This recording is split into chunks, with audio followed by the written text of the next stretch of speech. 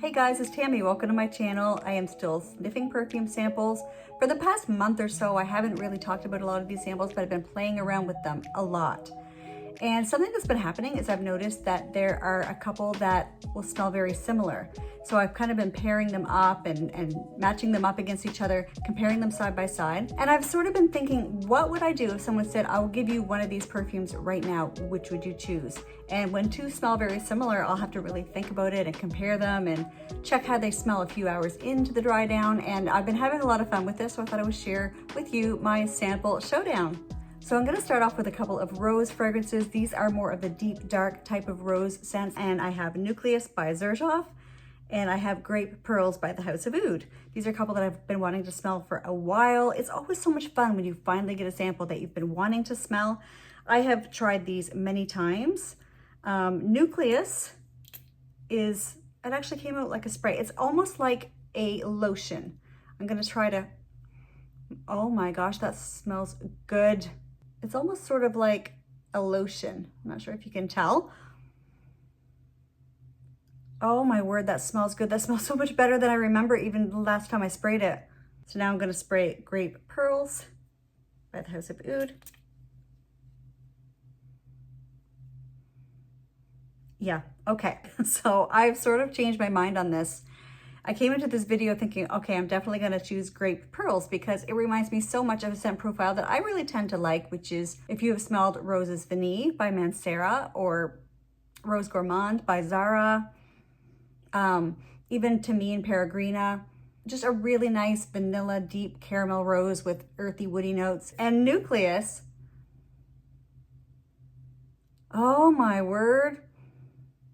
What happened with Newcleus on my skin in the dry down, it went more to the type of rose oud smells that are more like Scherzo by Miller Harris, a little bit like Oud Bouquet by Lancome. It was more in that direction in the deep dry down. Oh my gosh, I'm so in love with this right now. This is just the perfect rose vanilla. I'm going to go last minute and change my mind between Grape Pearls and Newcleus. I would choose Newcleus.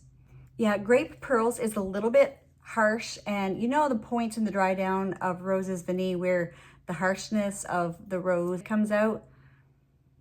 I'm getting that right now from Grape Pearls, and Newcleus is so pretty. It's such a pretty rose vanilla, so I am going to go for Newcleus. Okay, so now I'm going to pair up a couple of fruity scents that both have a really dark, woody, earthy base. And I have Soir Extrait and Lamar by Kajal. I always thought I had smelled Lamar, but what I had, the sample I actually had was Dahab, which I love. I always tend to like that fruity, musky type of scent. And I had actually never smelled Lamar until lately. I think I've even commented on people's videos like, oh, I love Lamar. I was thinking Dahab. Anyway, so Lamar kind of surprised me. I was getting a little bit of a Delina-esque vibe with it. I think there must be rose in it. And I don't have any notes in front of me for this video.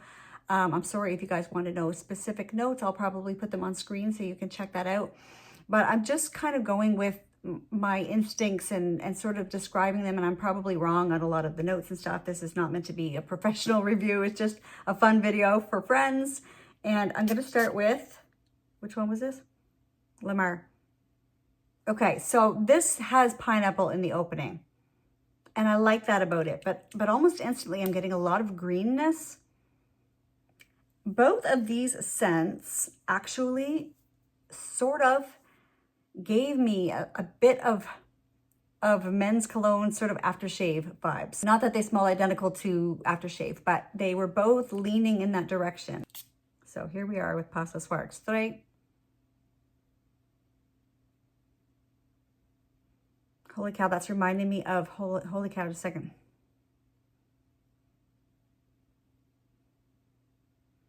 What's that reminding me of? Casablanca? No. Can't be. It's reminding me of something appley. Lamar is getting very green and screechy. It's a green type of rose, or it's mossy or earthy or something very overwhelmingly green. I don't like the type of rose that's in here, and the pineapple is now gone. And Pas ce Soir Extrait, even though it does go a little bit masculine in the dry down, I actually like this one way better. It's sort of appley, but like a deep, rich, creamy type of apple smell. So the winner of this battle is Pas ce Soir Extrait. So the next pairing are a couple of very fresh and vibrant citrusy scents. We have Wild Summer Crush by April Aromatics and Passion Island by May Bisous. Now, I know that Wild Summer Crush gives me pink grapefruit vibes, like really, really bright, fresh, tart, crisp pink grapefruit vibes. That is so bright, so crisp, so pink grapefruit. That is exactly what it's giving me. This would be amazing on a hot summer day, you guys. I'm definitely even getting like the peel. Like, you just imagine when you break the peel of a grapefruit and you see that little spritz of spray that comes up. It has that little hint of bitterness. Like, this is a very realistic, if you would like a realistic grapefruit scent, April Aromatics Wild Summer Crush is going to give you exactly that. Now I'm going to spray Passion Island. Wow. This is also, it's citrusy, but it's sweeter. This is giving me more lime popsicle, like a lime popsicle. But with sweetness, there must be some sort of creaminess from coconut or something. I don't think it's necessarily coconut, but it's something sweet and tropical. Like, you know, something pineapple, sort of a tropical fruity drink smell. Wild Summer Crush is so realistically pink grapefruit that is kind of cool, but for my personal taste and what I would choose, I like that more of a tropical fruity drink style of fragrance. So for me, out of this pairing, I think I would choose Passion Island by May Bisous. So now for a couple of sort of unique vanillas. They are vanilla, but they also lean a little bit fruity or just different, a little bit tropical, a little bit boozy. Just, you know, they're not identical, these two, but they sort of are in the same category in my opinion. And I have Cocktail Appalaches by L'Orchestre Parfum and Nassau by Alfred Ritchy. So I'm going to start with Cocktail Appalaches. This one changes a lot from the opening to the dry down. It starts off very boozy, like almost a harsh booziness, but it changes a lot very quickly. There's a deep resinous feeling in this, almost reminds me of a spruce tree, like the sticky spruce gum on a spruce tree. But you can tell that there's richness and depth of vanilla that's going to soon start coming in. So now I will spray Nassau by Alfred Ritchy.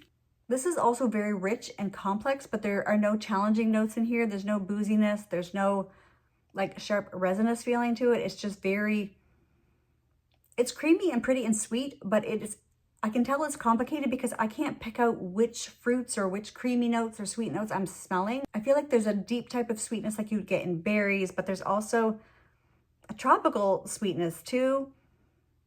And vanilla or caramel or something. These two are definitely nothing alike. These two I hadn't compared side by side. I just was thinking, oh, they're kind of deep and sweet, both of them, and rich and complex, and they are. But is Nassau too typical? Is it too typical? There's something about Cocktail Appalaches that is so unique, so unique. It's given me, you know, almost given me a little bit of something like Narcotic Delight by Initio. Like a boozy and sweet and earthy, rich, deep kind of scent. This is going to be hard because these two really are not similar. So I would, you know, I would choose them for different reasons. Like this is really rich and different and unique. And Nassau is very pretty, but it's typical. It's typical. I think I'm going to go for Cocktail Appalaches. Yep, this is going to be the winner of this round. Okay, so I chose the most difficult one for last, and this is Creed Eladaria and Power Self by Initio. These are both pretty rose fragrances. The main difference is Eladaria is more powdery and Power Self is a little bit more light and fresh. And I'll tell you, Power Self, I have tested it time and time again, and I have compared it. Let me just show you all the ones that I've compared it to. All of these, a bunch of the Chloe's, EDT, EDP. I have compared it to Rose by Ellis Brooklyn. I've compared it to Chance au Tendre. Those actually are not similar. Lancome Idole. I've been doing a lot of comparing to Pretty Girl Rose scents with Power Self, and from what I can determine, Power Self is so close to Chloe EDP. If you did 5 sprays of Chloe EDP and just 1 of Chloe EDT, that combination, like it's so similar to Chloe EDP, but it does have a little bit more brightness and freshness like the EDT has. And I've actually spent a lot of time comparing those back and forth, and that's what I'm getting. I think I do like Power Self a little bit better. Chloe is not one of my favorites. But there's something about Power Self that I really like. It reminds me of just a rose peony shampoo-y combination with some greenness and a little hint of fruitiness. I don't get a lot of musk in Power Self. A lot of people get the Your Skin But Better, Glossier You, 7 Virtues, Amber Musk, that type of vibe from it. I don't get that. I don't get the muskiness from this. At least not much. Now, I'm getting really more of Chloe EDT right now. I think the opening has that green grassy brightness to it. Actually, I don't know why I thought this was going to be difficult. It's not really going to be difficult because I am in love with Eladaria. Now, as you see, I only purchased a dabber because the price of the dabber was more than the price of any other 2 mil. So, and I can get a lot of mileage out of a dabber, I tell you.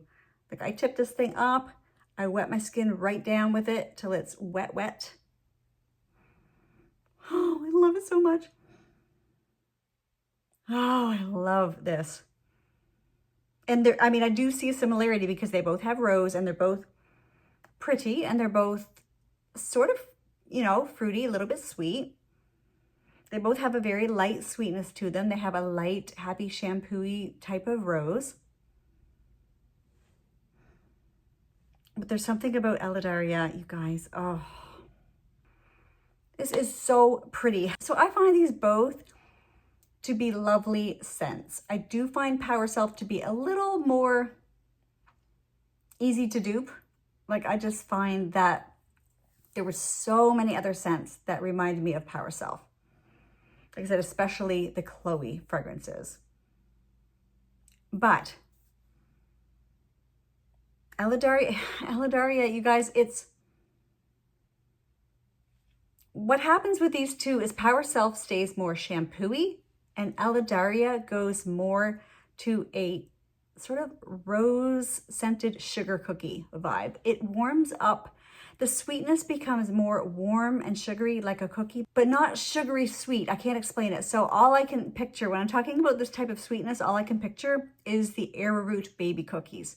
They're just the most gentle type of sweetness you can imagine. It's not sugary, tooth-achingly sweet. It is a very soft, mild cookie sort of smell.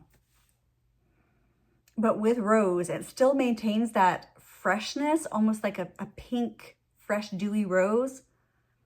But with that arrowroot, warm cookie, like I'm imagining being in the factory while they're baking the arrowroot cookies and I'm holding a bunch of roses right under my nose and just that whole combination. So it is a little bit powdery, but not, to me, not overwhelmingly powdery. A lot of people are overwhelmed by the powderiness of this. I'm not. It's so perfect to me. Honestly, out of this entire batch of samples, I feel like Eladaria would be at the top of my wish list out of those. If I could ever find a really good sale on it, because you have to remember, if you're from the US, whatever the price is that you think is high, add 30%, and that's the price for me here in Canada. So it's a lot to think about when, you know, maybe a 30 mil would cost you $300 or $400. It's a lot to consider. Okay. Now I'm seeing why I did compare these. These do get more similar. I had forgotten. These do get much more similar as they dry down for a few minutes. This is only 5 or 10 minutes later after I put them on my skin. And they're getting kind of similar. They're getting kind of similar. This does get much warmer, and I'm getting a little hint of that type of mild cookie sweetness in this too. But Eladaria is stronger on the rose to me, and rose has my heart, especially if you mix it with arrowroot cookies. I really like both of these, but I'm going to choose Eladaria.